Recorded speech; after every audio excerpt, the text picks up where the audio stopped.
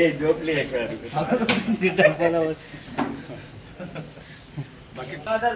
విషయం చెప్తుంది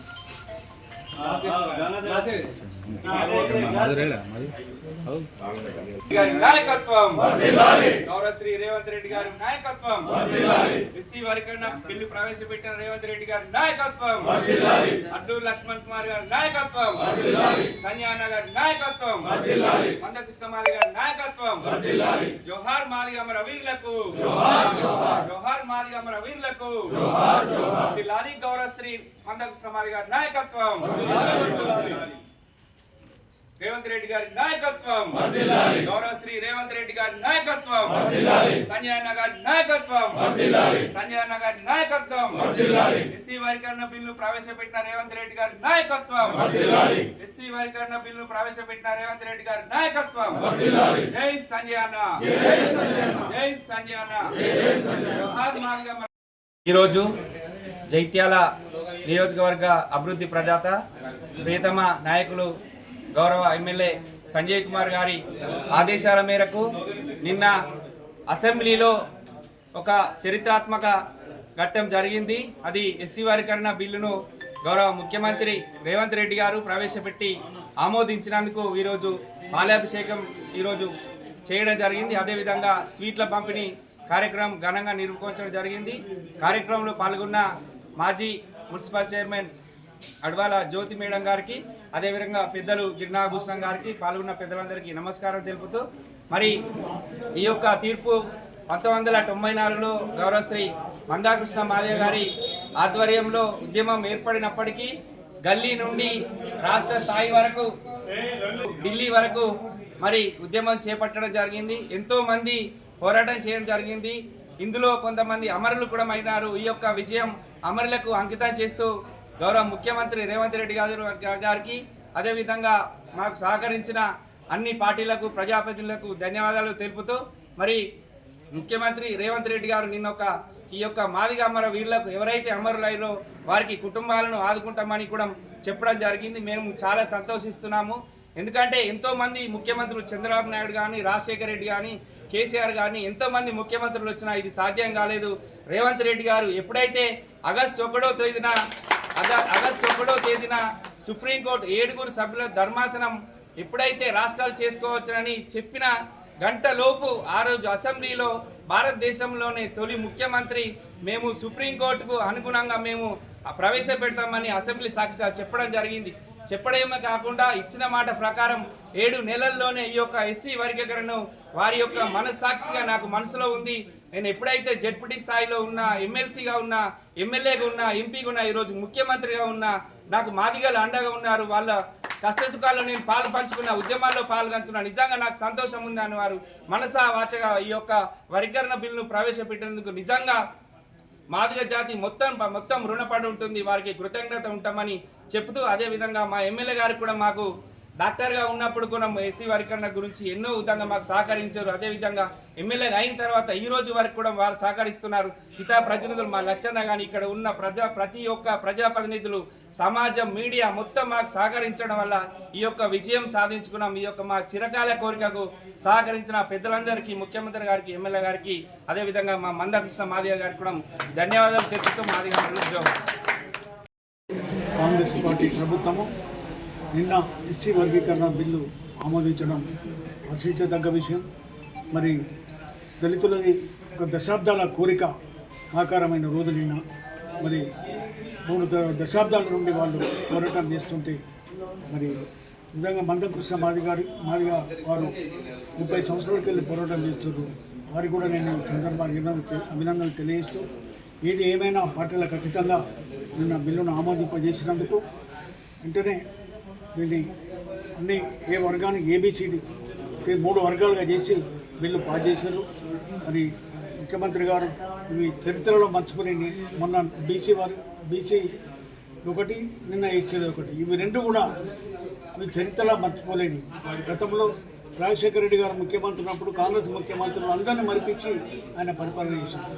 మరి ఇప్పుడు 10 సంవత్సరాలు కేసీఆర్ను మరిపించే విధంగా రేవంత్ రెడ్డి గారు పరిపాలన చేస్తూ రోజు 18 గంటలు శ్రమిస్తూ ముందుకెళ్తున్నాడు. మరి ఎన్నో కార్యక్రమాలు చేపడుతున్నాడు. అవి చెప్పాలంటే ఇంత పొడవు లిస్ట్ ఉంది, కానీ అవి ప్రజలకు పోతలేవు. దయచేసి కార్యకర్తలు అందరికీ దండం పెట్టి చెప్తున్నా, మన స్కీములు మనం ప్రజలకు తీసుకెళ్ళి రేపు ఈ స్కీముల ఫలితమే రేపు రాబోయే స్థానిక సంస్థల ఎన్నికల్లో మన పార్టీ జెండా ఎగరవేయాలి.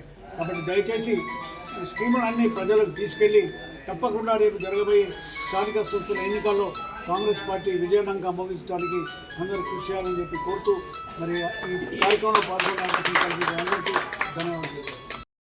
జగిత్యాల పట్టణంలో మరి సంజయ్ గారి ఆధ్వర్యంలో మరి మన రాష్ట్ర ముఖ్యమంత్రి వర్యులైన మన రేవంత్ రెడ్డి గారికి పాలాభిషేకం చేసుకోవడం జరిగింది.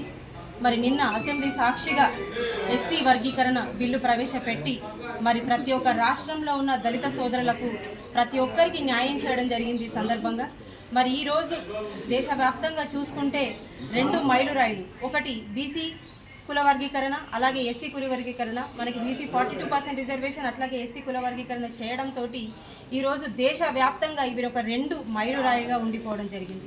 మరి ఇట్లాగే రాష్ట్రంలో ఉన్న ప్రజలందరూ ఒక హర్షం వ్యక్తం చేయడం కాదు, ప్రతి ఒక్కరు పండుగ చేసుకోవాల్సిన వాతావరణం మాకు నెలకొంది. కాబట్టి మరి ఇట్లాగే ప్రజల్లోకి అనుక్షణం ఉంటూ అనుదినం పనిచేస్తూ నిమిషం ప్రజల్లో ఉంటూ ప్రజల మనసుల్లో గుండెల్లో ఆయన వెళ్తూ, ఎందుకంటే గతంలో చేసిన ముఖ్యమంత్రులను మరిపించడానికే కాదు, నేను పని ఎలా చేయాలి, ఎప్పుడు నిత్యం ప్రజల్లో ఎలా ఉండాలని చెప్పేసి ఆలోచనతో ముందుకెళ్తున్నారు.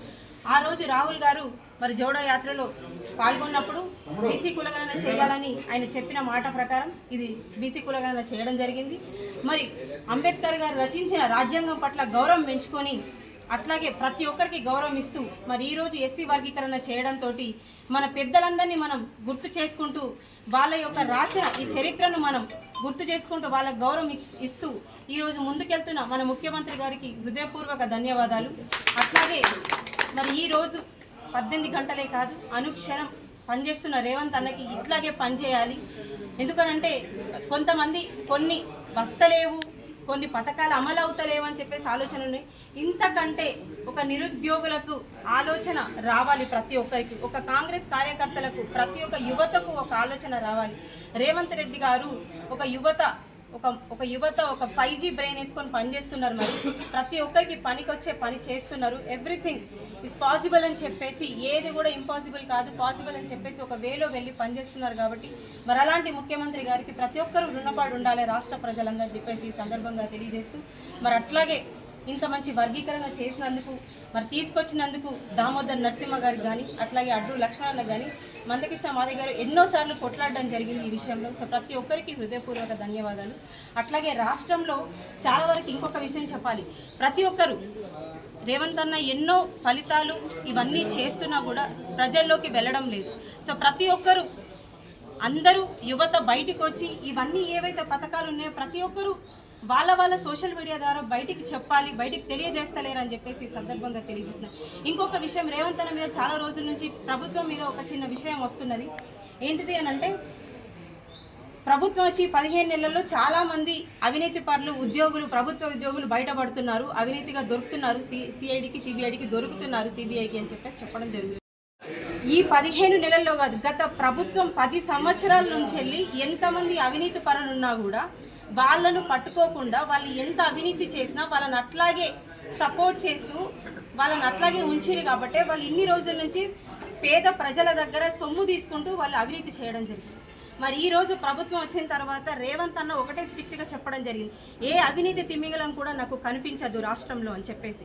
అందుకని చెప్పేసి రేవంత్ అన్న ఈ యాక్షన్ తీసుకోవడం వల్లనే ఈరోజు ఈ 15 నెలల్లో ఇంతమంది రాష్ట్రంలో ఒక అవినీతి తిమింగలాలు దొరుకుతున్నారంటే దానికి కారణం రేవంత్ అన్న. మా సర్కార్ గొప్పగా పనిచేస్తుంది కాబట్టి ఈరోజు ప్రతి ఒక్కరు పట్టుబడడం జరుగుతుంది. మరి ఇలాగే గొప్పగా పనిచేయాలి. మరి అవినీతి పరులకు సపోర్ట్ చేయాల్సిన అవసరం ఎవరికీ లేదు. నిజంగా కాంగ్రెస్ ప్రభుత్వం నడిపిస్తుంది ఒక మంచి దోవత అని చెప్పేసి సందర్భంగా తెలియజేస్తుంది. రేవంత్ అన్న పాలన ప్రతి ఒక్కరు కోరుకోవాలి. ఎందుకనంటే గతంలో వైఎస్ రాజశేఖర రెడ్డి గారు ఎట్లయితే పనిచేస్తారో ఆయన కంటే 10 రెట్లు ఎక్కువ పనిచేస్తున్నారు. రేవంత్ అన్నకి హృదయపూర్వక ధన్యవాదాలు రాష్ట్ర ప్రజల నుంచి. Thank you so much. ఈ పాలాభిషేకం చేసుకోవడానికి ఇంత గొప్ప కార్యక్రమం ఇక్కడ నిర్వహించిన మా రాజ్ కుమార్ అన్నకి, అట్లాగే ఇక్కడికి విచ్చేసిన మిగతా దళిత సోదరులందరికీ, మా మాజీ చైర్మన్ గిరినాభూషణం అంకుల్ గారికి, ప్రతి ఒక్కరికి హృదయపూర్వక ధన్యవాదాలు. ఇట్లాగే ప్రతి ఒక్కరు రాష్ట్రంలో గవర్నమెంట్ను సపోర్ట్ చేస్తూ ముందడికెళ్తే మనం ఇంకా కూడా సాధించుకోగలుగుతామని సందర్భంగా తెలియజేస్తాం.